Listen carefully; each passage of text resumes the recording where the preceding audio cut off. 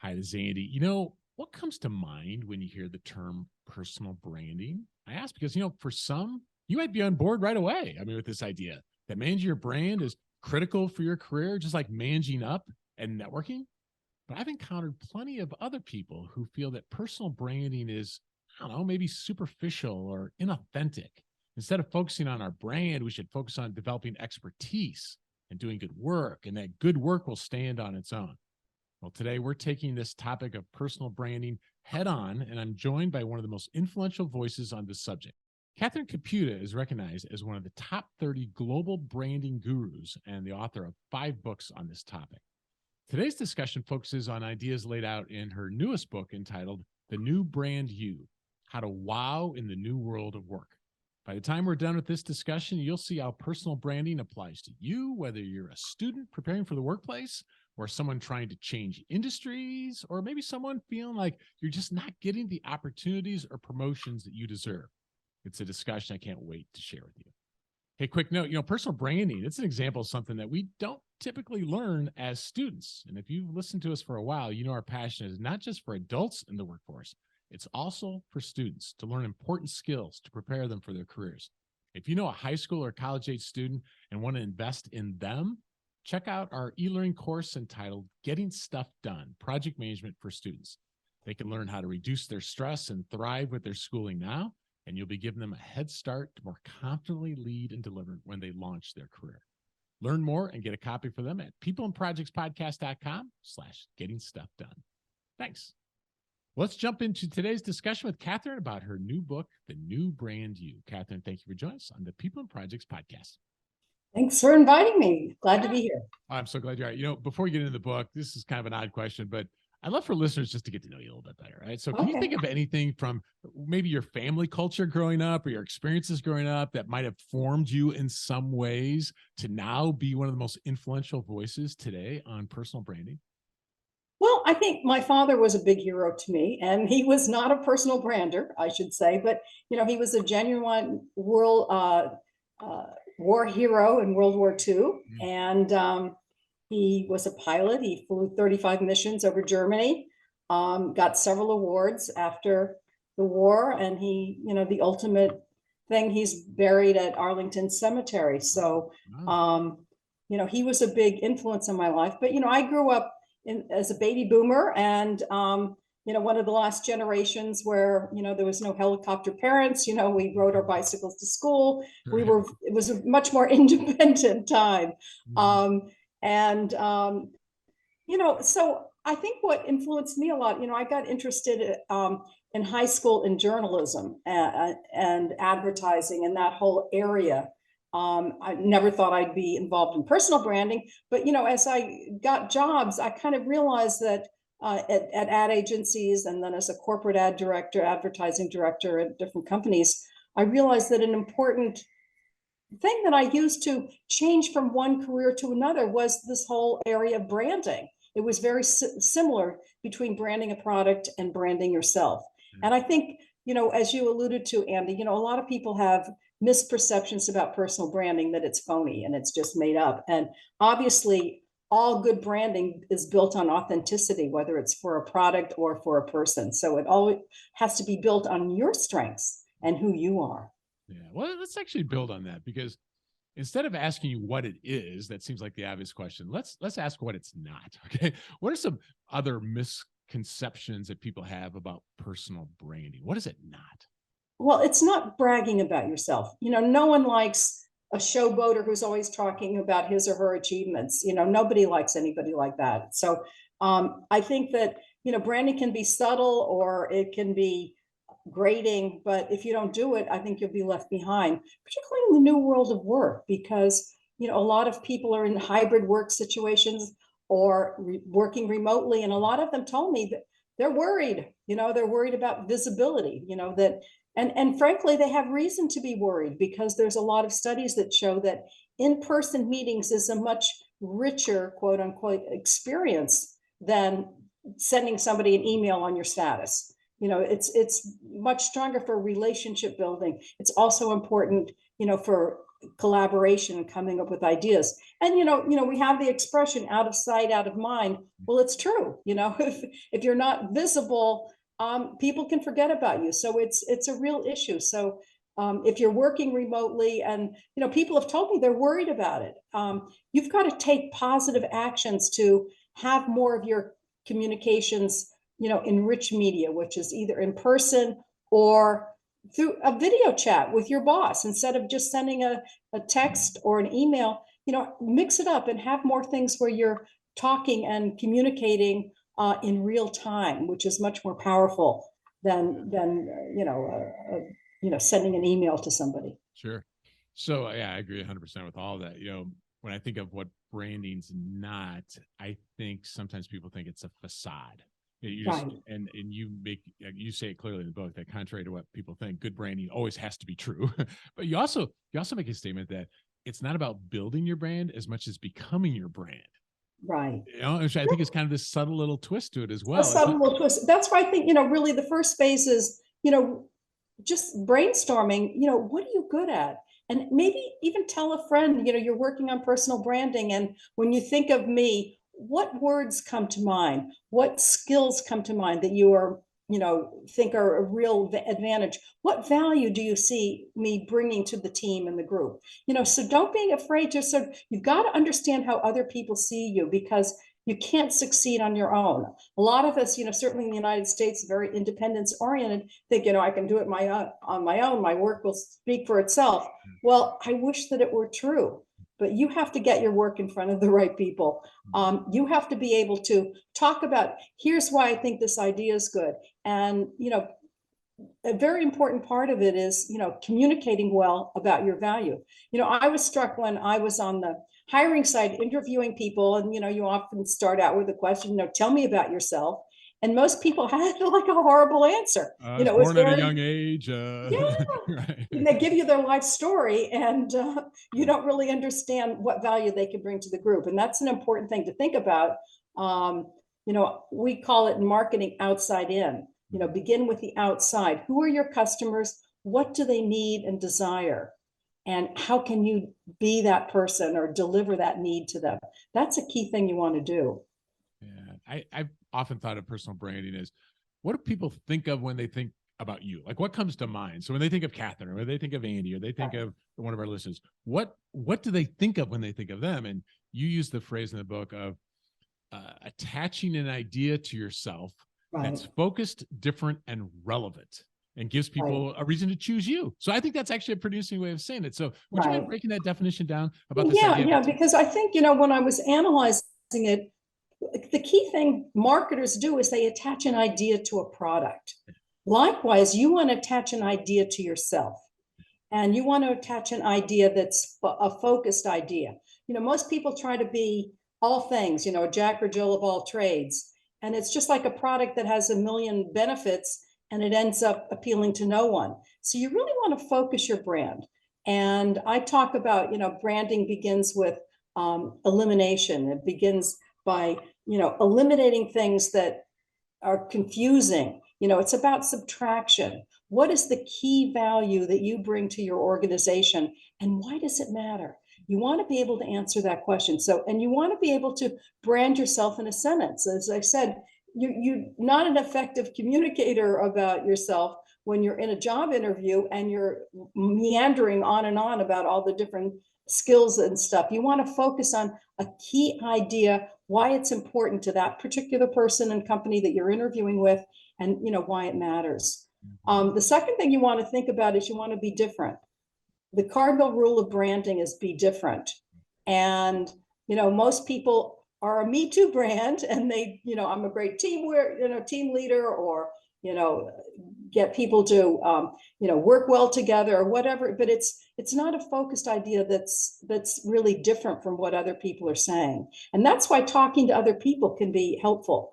You want to be able to answer the question, unlike other people, I fill in the blank. You've got to be able to fill in the blank on that. That is a key thing.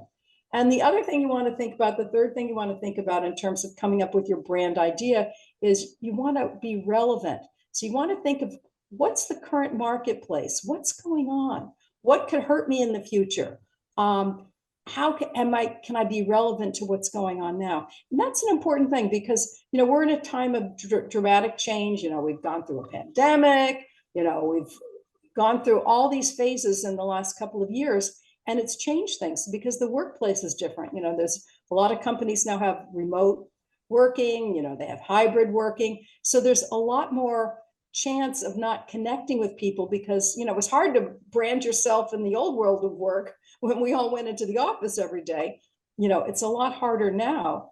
And so that's really something that you need to think about because frankly, I don't think it's optional anymore in the new world of work. It's, and there's a lot of wisdom because being visible is important to brands. That's why marketers spend a lot of money on advertising and PR and things like that. You need to be visible too, because there's a lot of work with people too, that if you're more visible in your company, people think you're better than somebody who's sitting in their home office working by themselves and communicating by an occasional email. It's a problem because, as if you've ever been a manager, the easiest people to promote are people that you know well. And the easiest people to let go are people that you don't know very well. You want to be known. Yeah, I actually highlighted that in the book about that idea. And I think there's probably a fair number of listeners that are feeling some bristling right now, but they're like, but productivity didn't drop. And you actually mentioned that, productivity did not necessarily drop. So it's it's not a productivity argument. It is a visibility argument. Right. And you can still even be remote and work on the visibility, and you have advice in there. But I think this idea that the easiest people to promote are the ones and the hardest people to let go are the ones and personal branding is part of that. And COVID has made this nothing but more important. Right, exactly. And I think that it's made a more complicated workplace, and that affects things. And frankly, it also unleashed this whole technology revolution, with Zoom and all of this, but there are all kinds of other things. Futurists are predicting that there will be old jobs that aren't existing anymore and new jobs that come on the scene. And, one of the stories I tell in the book is a colleague that was a traditional marketer. And she was in a company that was starting to really build up, digital marketing. And she didn't have a background. Digital marketing is much more analytical and a whole different kind of thinking than traditional marketing. And she didn't have any of that background. And she got worried when her boss, who was head of marketing, lost her job and she had to report to the chief digital officer. So to really survive was really looking at, how can I become a digital marketer and get that kind of training? So she started taking courses and building her brand so that it really met a need, because the key thing you want to think about, as I mentioned, is thinking outside in. What does the market need? What do my customers, we all have customers. If you work in a company, probably your biggest customer is your boss, and secondary customers are your colleagues, and anybody that can influence your career success is a customer for Brand You. You got a lot of customers, Andy, around the world, and you look for, people to come bring on your podcast that can provide information that's useful for that target audience. That's what makes you so successful. So it's important for all of us, whether we're an entrepreneur or whether we work at a company. Yeah, I think you're right in the sense of people in the project world think of stakeholders, right? Instead of maybe a customer. Yes. But there is something valuable of thinking it as customer and not just stakeholder, right? Stakeholder can kind of be cold. Customer means, are we delivering value? And it should be like that with stakeholders too. But I think, I think it's interesting to really frame it up that way. In fact, I'd like to throw a couple scenarios by you and just get your impression on this. Okay. Because people need to read the book to get the full benefit of it. But I'd like to start with some people who are newest in their careers, because you actually wrote a very good book on the book about graduate to a great career. Great career. So I know this is a target audience for you, and I teach some MBA classes, and sometimes I'll tell you, Catherine, people say, I don't know, it's not like I have this master plan. In fact, maybe they even dread going to family gatherings or when friends ask, what's next? What's the plan? So how do I put together a personal brand when I don't even know what I want? So any ideas on how they can start? And frankly, we all change a lot. As I said, I first went to Northwestern as an undergraduate because of the journalism school, and advertising was part of the J school at that time. And my junior year, I started having my first personal branding crisis. And I thought, this is what I want to do for the rest of my life. And, so you can change. I changed majors from journalism to art history, Asian art history I got interested in. I got a job in Asian art history right after college, which was kind of very unique experience. But I basically wrote 4 letters to 4 museums that had great Asian art collections, and I gave my pitch. And one thing I found with the Seattle Art Museum, when I was talking to them, they said that they're putting together a catalog of the Asian art collection at the museum, that they didn't have one. And so they were looking for somebody that can help with the writing and the research. And I said, well, I have a background in journalism, so I'm a writer. And I sent them samples of my writing from my journalism school courses. And that's how I got the job. And I was competing, this was in Seattle. The Seattle Art Museum had world famous collection. I was competing with students at the University of Washington that were right there in town that had a lot more Asian art courses than I had. But I had this unique pitch because I fit in their need. They needed somebody that could write too, that research and write. And I could prove that I did that. And so it made it interesting. But hey, later, I went to the Seattle Art Museum. Then I started working on a PhD in Asian art. I spent 2 years in Japan. I traveled all over Asia. Then I had my second personal branding crisis. And I thought, I don't know if this is really what I want to do for the rest of my life. And so I kind of was ruminating about it. And I thought, I don't think it's dynamic enough for me. I really want to do something that's more dynamic. And so I thought, I think I'd like to try to get into the advertising business. And I came to New York, the center of advertising in the United States at the time. And everywhere I went, they said, well, you're an academic, you're an Asian art historian. Why would we hire you? Even for an entry-level job, right. They discarded me. And I was branded, but I was branded in a way that I didn't want to be branded. Mm-hmm. So what I did was think, how can I market myself differently? My pitch, I'm an Asian art historian that wants to break into advertising. Nobody liked that pitch. And frankly, there was no benefit to them. It was different. It was different, but it wasn't a benefit to them, so it wasn't really relevant. In fact, one woman said to me that interviewed me, said, I like you, but if I hire you and you don't work out, they would say to me, why did you hire this person with this crazy background in Asian art history? And, but I won't get criticized if somebody doesn't work out. And they had marketing courses and advertising courses. So that's when I changed my pitch and I said, I'm a marketer for difficult products. And I said, when I was at the Seattle Art Museum, marketing shows, Asian art shows was harder than Western art exhibits. So I had to be more creative in putting together the concepts and ideas. And hey, that pitch worked. And I got hired in advertising. So if you're breaking out, you've got to realize you've got to differentiate yourself. You've got to find your differentiator, unlike other people. You need to figure it, and you can change it later. I did, and I succeeded, but you've got to figure out, what does the market need and how can I be that kind of person? And you can personalize some of your pitches to work with a particular audience, but most people don't have a compelling benefit, that's a benefit to the, customer, the company that you're trying to pitch. So you want to stay, the thing I said, attach an idea. You want a focused idea. Mine was marketer for difficult products. And, it certainly was different.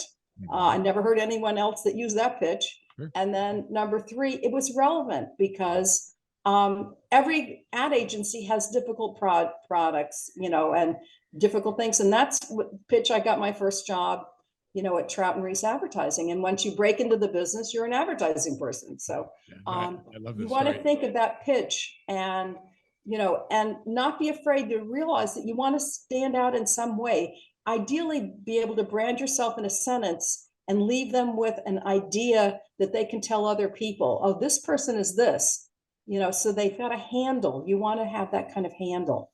Yeah, I totally get what you're saying. And I'm thinking this person listening to us to go, I know, Catherine, but I don't have any handles. But you brought up some good things already. First of all, don't feel like you have to get the answer that will be forever, right? I mean, you're a great living example. And if they have conversations with anybody far into their career, like 10, 20, 30 years, what did you study? What do you do now? They're going to find your story is not unique, right? So there's that. You've talked about earlier about getting feedback from people. Right. So you know me, you see me. Like, what do you think? There's that something that you mentioned before, outside in, like what's needed outside, right? So what's needed outside. You talk about doing SWOT analyses in the book. They probably learned that somewhere in school, and so they could do something like that. You know, something that you mentioned in the book that hasn't come up in our conversation yet is you've got it's almost like a personal brand finder set of questions on your website. And so would you mind mentioning that? Because I think for this person who's brand new might find that interesting as well. Right. I put together, you know, the interesting thing, you know, working the last, 10 plus years as a career coach and personal branding strategist, most people don't know how to market themselves. They don't know how to pitch themselves. They don't know how to brand themselves in a sentence, and they don't know who they are. And so one of the things I put together with a psychologist, a PhD from Columbia University, was 120 questions. It's to help you identify your brand difference, what's different about brand you. And it's really based on psychological preferences and personality and strengths. And so it's really, most of us aren't 100, so you take this test, you're maybe not going to be 100% one thing, but you may be 50% this, 40% this, 10% something else. So it's added input based on your psychological type in terms of determining your brand difference and what your brand stands for, built on your strengths. But I think you want to do a series. You want to take this, you want to do your own analysis and brainstorming. I would certainly, in the advertising business, we always talk to customers, so you want to talk to some colleagues. You'd be surprised what people would say, you know what you're really good at? You want to look for things like that, because often we don't see it in ourselves. So, one of the things I mentioned in the book is, the Oracle at Delphi says, know thyself. But here we are centuries later, and most of us don't know ourselves. And so this test is like an assessment. And, there's a lot of strengths finders tests, which can be useful directionally where you might go. But in the book, I put together 10 personal branding strategies from the commercial world of brands. And this is how successful products, 10 ways they market themselves, 10 different positioning strategies. And then I give examples of each one of how well-known people have used these individual strategies for you to, and then there's like an exercise at the end of each chapter to, and one is an innovator, one is a maverick, one is a leader, so it's all different things, and figure out, figuring out which one, an expert, which one is your best positioning based on who you are, what your strengths are, what your skill set is, what your preferences are, and psychological type. Yeah, not all one thing. No, and I love that it doesn't, like sometimes you take questionnaires like that and says be a farmer, or be an art. This one, I think my highest score was 18%, and the low, and there were others at 16 and 14. So it's not like it is deterministic. It just is to spur on ideas, and so exactly. And one of the positioning strategies is attribute positioning, and I give some examples. You see this in categories where there's a lot of competition, like cars, and so you see like a Volvo aligning itself initially with this whole idea of safety, or Mercedes and luxury. So there's a lot of different reasons or attributes that people search for in buying a car. And marketers think in terms of owning a word. Well, you want to own a word too, own a word or own a phrase, marketer for difficult products. I later use that, I tell the story in the book, but so I have this great job at Trout and Reese Advertising. It's a very strategic agency. I learned a lot about positioning strategy, which is throughout the book, and the products, use and companies use. But so after 4 or 5 years, I wanted to move to a big agency that was working on hot creative accounts. And, I had friends that were working on big brands, and, they're going to the Beverly Hills to shoot commercials, staying at the Beverly Hills Hotel. I'm writing like strategic analysis, so I thought, hey, I'd like to do that. And of course, everywhere I interviewed, they said, wow, you have an interesting background, but you can't work on a big brand unless you have big brand experience, and you don't have that. And anyway, so networking, and this is the key thing that all your audience needs to do, whether they're just starting out in college, or whether they're more established or change, because the world we live in is full of change. So anyway, my pitch, I was going around, and so I was networking, and a friend of mine was working at one of the hot creative agencies at the time, Wells Rich Green. And he said, they're looking for somebody to run the I Love New York campaign, but you'll never get it because you have to have a lot of TV experience. They want big brand experience, working with celebrities and, Broadway theater and all that stuff. And you don't have any of that stuff. And I said to him, John, get me an interview, because he knew the guy that, senior guy there. So he got me an interview. And of course, the interviewer saying, what are you doing here? You don't have the right background. But one of the things John had told me when I was doing my research, my market research, quote unquote, was, I said, well, tell me about the account. And they said, well, it's a difficult account to work on because you have to sell in the campaigns to politicians and career civil servants. They don't get along. The last person, just threw their hands up and, left. So I said, get me an interview. He gets me an interview. And in the interview, I say, and they say, the guy goes, why are you here? You don't have any experience in big brands or with celebrities or anything like that. And I said, well, my specialty is working on difficult products and with difficult clients. And I talked about how I, was good at building consensus, and I could see his eyes opening. And so even though I didn't have all this other background, I had a thing they needed, which was I positioned myself as a marketer of difficult products with difficult people. And I didn't tell him my friend tipped me off that the client was difficult. There were a lot of different politicians have pretty strong personalities, so I said I'd be good at that because I'm good at working with difficult people. And I used examples at the agency I was at. And that's how I got hired as senior VP on the I Love New York campaign. So it's figuring out, doing the research, figuring out your strengths where it aligns with something, and giving a pitch that meets their needs, that show you were that person. And it didn't matter in the final analysis. And frankly, working there on the I Love New York campaign, I became, very good at working with, multiple teams, top creative people, shooting commercials with celebrities, it's a team, and so it's that was it. totally learnable, but you just had to sell yourself to get in. And this idea, I think the name, I don't know if this is the person's real name in the book, Aaron, you referred to her before, of going from normal marketing to more digital marketing. I was talking to a guy just within the last week where he's got about 5 to 7 years into his career, sales in a kind of a trucking industry, and he's doing really well. But he's like, I feel like I'm getting branded as the trucking industry guy. Now, by the way, if someone's listening to us in that industry, I'm not demeaning the industry, but he says, I feel like I'm getting branded that way. And so I asked him, what do you think you might want to do? And he goes, I think I want to move into alcohol and beverage industry. And the interesting thing is they could easily be like, you don't, just your story. No, you're that, you're not this. And other people listening to us, the names of the brand, of their position is going to be different, but some people are like, I don't know if I just want to be in education. I want to be in this. Any other advice you have for somebody that wants to change industries? Right. It's a very important thing to think about, because unless you are in a booming industry that's going to stay that way, but frankly, it's smarter from a portfolio perspective to have these different kinds of experiences. So, here I was in the tourism category, at Wells Rich Green. And after 5 years, I wanted to move to the client side. And so I'm going to give you a story about changing careers, because you want to connect the dots so people can see that you're the right solution. Because, you go to recruiters and they say, there was a big job open at the time. And as I said, I wanted to move to the client side from the agency side. I wanted to broaden myself that way. Plus, I wanted to get out of travel and tourism into a different category, because there were very limited opportunities in the travel and tourism, and I was working on the premier account.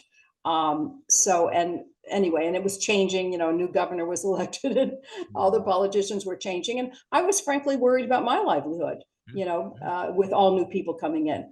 And so anyway, there was a job as a senior VP on the client side at Shearson Lehman Brothers Financial Services on Wall Street, brokerage, was corporate image, investment banking, advertising. I wanted that job. And I And of course, the recruiter said, well, you don't have any financial services experience. I can't send you to meet the client.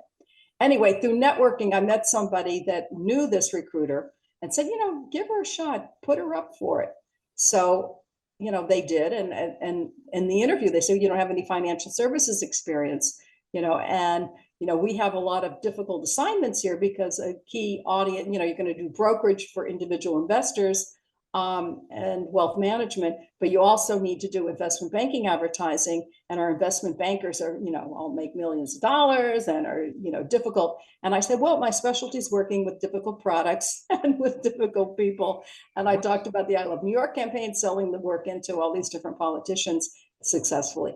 So, it's finding a way to connect that you're the person that can solve a problem of theirs. They were worried about getting somebody that can handle all these different personalities at a global financial services company. And so, and anyway, so it worked out. I had been getting interested in investing, and, so I was able to make that transition. So you need to figure out, you get to network, but you need to figure out what do they need and how can I be what they need? And, that's a key part of it. Yeah, and how to sell yourself. Yeah. Right, if people read the book, they'll understand outside in more. But what do they need there? How can I, with my background, show that applies? And your stories are great on that one. One more scenario. Let's say someone listening to us they're much further into their career. They're doing well for the most part, but they also feel like they're getting passed up by others when it comes to promotions and opportunities.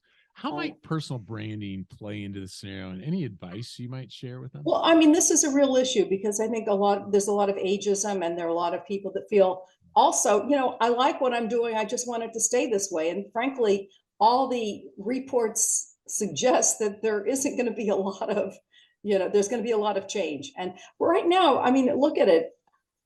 A year ago, the technology industry was thriving. The news this last number of months have been they're laying off tens of thousands of people. So these are people that thought, I'm set for at least, 5 or 10 years. Well, they're not, because, there are a lot of people being laid off. So the one constant is going to be change, and you're going to want to be a person that survives that change. And so that's why you need to, if you're older and you feel like, and frankly, one of the reasons I wanted to move from the ad agency side to the corporate side is that ad agencies are very young. There's hardly anybody over 30, 8 there. It's a very young 20s and 30s kind of environment. And so if you're pushing, 40, you got to move, and corporations, you can have a longer career. So you got to start thinking about that and, think, outside in. What's going on in the market? Do the SWOT analysis. What are my strengths? What are my weaknesses? What are the opportunities in the market? And what are the threats? What could threaten my livelihood? And you want to figure out, maybe you want to transition to something, because, when I left Wall Street, and I had, a fairly long career there, I became an entrepreneur. And so it was, again, another major change. But I was trying to put together all my background in branding and advertising and my ability to switch careers to help other people. And that set up a whole different positioning, because, my new positioning was, an expert in personal branding. And unlike most people who were career coaches, I had a background in advertising and branding. So I was really applying the principles and strategies from the commercial world of brands, to people. So you need to figure out a way, and I knew, that time when I started, my company Self Brand, there were a lot of people losing their jobs on Wall Street. It was another time of crisis. And so my initial, clients were often people that had lost their job. They thought they were set for life, and they weren't. And so it was really, where is the opportunity now? Where can I fit in, whether it's being an entrepreneur or a new job path? And, how can I link my background to this new world? And a thing I talk in the book about too is, branding is really a 3-step process. The first step is analyze to find your brand idea. You want to be able to market yourself in a sentence, I am this, and give 3 examples that demonstrate that's what you provide. So you need to be able to answer, and it has to be relevant to the market of the people you're pitching yourself to. Step number 2 is packaging the brand. In the product world, we think of what's it going to look like, how we're going to package it, what's the colors, the logos, all that kind of thing. Well, you have a visual identity too. It's not the same kind of package, but if you're going, if you're in a creative business, you want to look creative. You want to, communicate that kind of, if you're a analytical type person, it's a different story. So you want to think of using the power of visual identity, verbal identity, storytelling, communicating your ideas.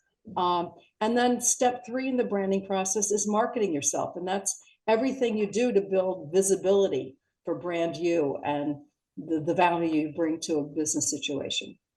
Yeah, that's a great answer. I'm thinking of this person that we're talking about in this scenario. Part of it, I guess the key is even don't wait for the wake up call. Right. Don't wait until the pink slip shows up. Like you mentioned in there, even this idea of if you're not included in key meetings, it's time to send out SOS signals is something you say. Yes, okay? yes. And I think a lot of people miss the message was on the wall, but they, thought, I don't want anything to change. Yeah. Well, the world is going to be changing and it's going to be changing more. And to figure out where do you want to take yourself and just ruminate about it too before you start doing a lot of analysis. Yeah, I think you're right. What do you want to do at this point in your life? Where do you want to take it? And I think you've got to be, one of the good things about personal branding is, it gives you tools to come up with what you should do next and whatever, so. I think your comments before about the easiest person to promote is the person you know. And so the person Right. feels like they're getting passed over, maybe they haven't taken your advice in the book of ramping up the real-time contact, or you talk I about think that's strong important. partnerships. So many of them have said to me, my work should speak for itself. Mm-hmm. Well, wish that it were true. It's not so. So, and you can't expect your boss to know necessarily everything you've done. Yeah. And I think a lot of people I know that get stuck like this is basically don't believe in personal branding or marketing. I'm just going to let my work speak for itself. Well, it doesn't. And you really need to think of this whole idea. I go into, communications theory and, there's rich media. The richest way to communicate is in person. Number 2 is Zoom, because at least you've got sign, sound, motion. It's real time on Zoom. And, the other part is, thin media, and that's emails, which are not in real time. People can read them whenever they want, or, usually if it's a text, that signifies urgency. But this new thing that's happening too is voice memos. And I mean, you've got a podcast, and one of the powers of voice and podcasting is the sound of somebody's voice and what they're saying, not only communicating, but you're getting, a personality, you're getting a voice and what that communicates too. And that can be a powerful way of communicating too. Mm-hmm. Yeah. During the extended lockdowns, I heard people joke about the most difficult decision today is which pair of sweats to wear, and they joked about it. But some might think that how we present ourselves is less important in the virtual world. But I feel like you push back on that in your chapter on visual identity, and you referred to it briefly here. But any advice that you'd share for us to keep in mind about the importance of visual identity when it comes to personal branding? Yeah, I think visuals communicate. We call them silent ambassadors. So it may not have a sound to it or a voice to it, but visuals speak very loud. And usually, visual memory is stronger in people than what is said. So the way you communicate, the gestures you use, what you wear, all telegraph something and very important. So why not make it work in your favor? I think, is your visual identity the way you dress, your room?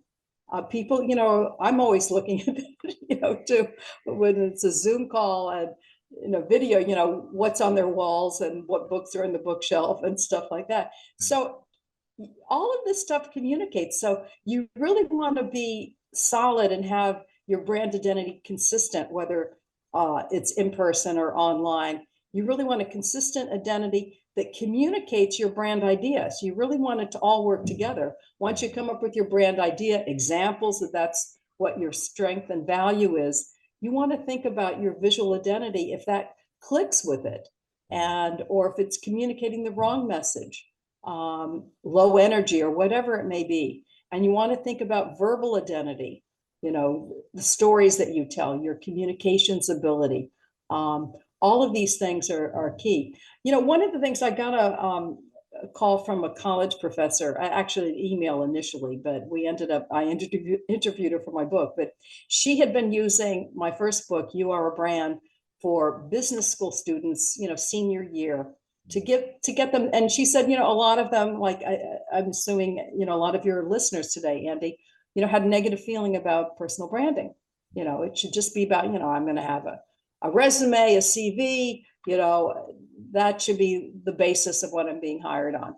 Well, heck, it's not really, and brand personality is a key thing too, that you want to think about. But she said one of the things that was very disturbing she felt about college kids today is they don't want to communicate in real time. They really just want to communicate totally by emails. And she said, even getting people to do a review with her in person was difficult because they're the generation. In fact, some people have named millennials, the mute generation, because they don't like to talk and they're awkward around it.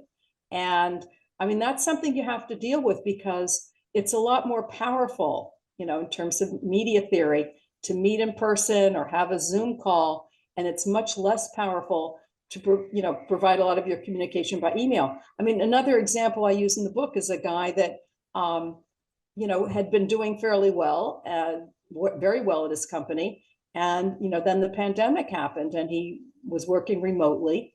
And then the pandemic more or less trickling to its end. And some people started working in the office again but he stayed remote. And then, his boss started saying, Josh, how long did that project take? Like questioning whether he was, goofing off, during the day, or was he working the whole time? And his communication with his boss was mainly by email. He avoided, a video call, he avoided a phone call. And that's a problem. That's a problem when other people are there in the office or working remotely. And so a key thing, his job was in danger because when he was in the office all the time, he would bump into people, but he was an introvert and that was hurting him. And so he needed to figure out a way that he was communicating more with his boss in real time. And he figured out a way to do it, with one-on-one video calls, like at the beginning of the week and later in the week. And so that, he had more visibility, because if you don't have visibility, you're going to be out of mind. So it's critical, particularly if you're going to be a remote or a hybrid worker. But it's always important. Yeah. I was talking to a director level person, and she said, I just had a heart to heart with somebody on my team that she goes, it's hard to tell somebody this, but it feels like they just rolled out of bed when they get onto like a Zoom meeting and or a Teams meeting or whatever. And she goes, you just need to know that that's distracting from your competence. And I think that's what I took away from your book in this chapter is you don't want to distract from your competence. It needs to reinforce it. And there should be kind of like this expectation that if all of a sudden I show up and I look a lot different than maybe what you would have expected in terms of, dress, like I just rolled out of bed or something like that, you might think, who is this guy? And so keeping that in mind. And the other thing is, because you want everything to be on brand. Right. That's the expression we use in the business. Don't take away from it. It's got to be on brand. The other thing is, I took away from what you just said was, even if the company culture is to have cameras off, there might be some advantage to having your camera on in the meeting, because at least you're using a richer medium there. Do you have any opinions on that? I totally. Yeah. I would forget about having the cameras off and always have, we're all on camera now. You want to be in camera because it signals to people that you're engaged. And, bosses look for engagement, and team players, they're looking for engagement.